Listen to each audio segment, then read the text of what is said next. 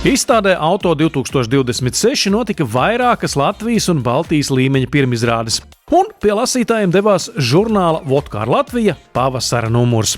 Kas tajā lasāms, vaicājām žurnāla galvenajam redaktoram Ilmāram Līkumam.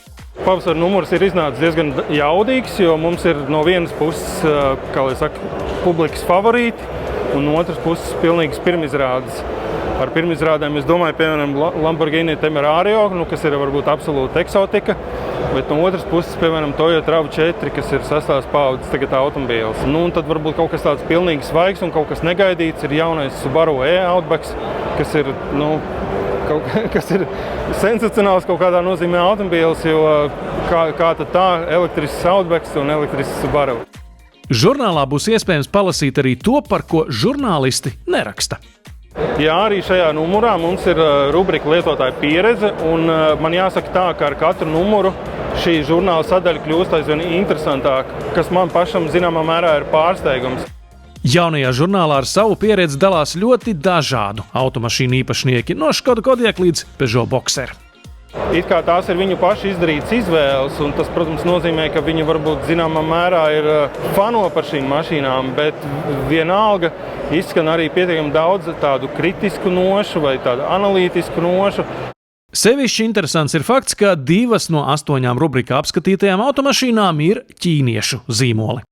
Kopumā cilvēki joprojām izjūt tādu neskaidrību lielu par ķīniešu automobīļiem, lai gan ir aizvien vairāk reklāmas un dažādu materiālu, tomēr nevar teikt, ka mēs esam šo spēkraci iepazinuši. Un tad iznāk tā, ka šādi materiāli, kas nāk no pirmās personas, kur kāds jau ar kaut kādiem padaudziem tūkstošiem ir nobalsojis par to savu izvēli, tad to palasīt īstenībā ir ļoti interesanti.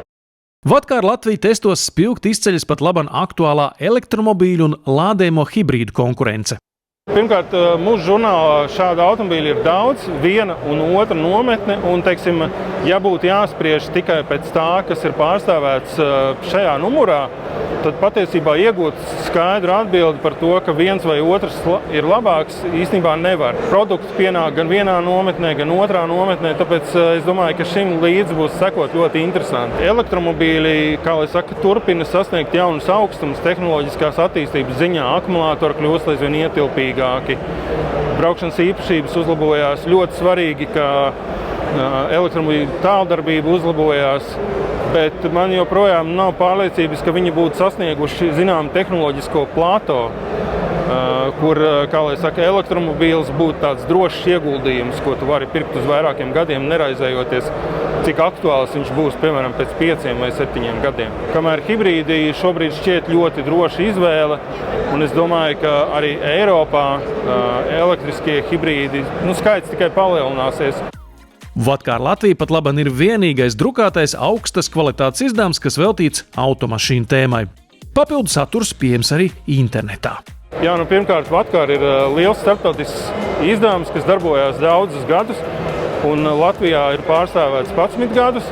Tā situācija ir izveidojusies tā, ka mēs faktiski esam lielākais autopircēju ceļvedis, jo no vienas puses var dabūt šo te drukāto žurnālu, kas ir mūsu lepnums, kas iznāk pavasarī un rudenī, bet no otras puses katru dienu no rīta un vakarā ir pieejams mūsu online izdevums, kurā var operatīvi lasīt ziņas, apskatus un iepazīties arī ar lietotu automobīļu novērtējumu.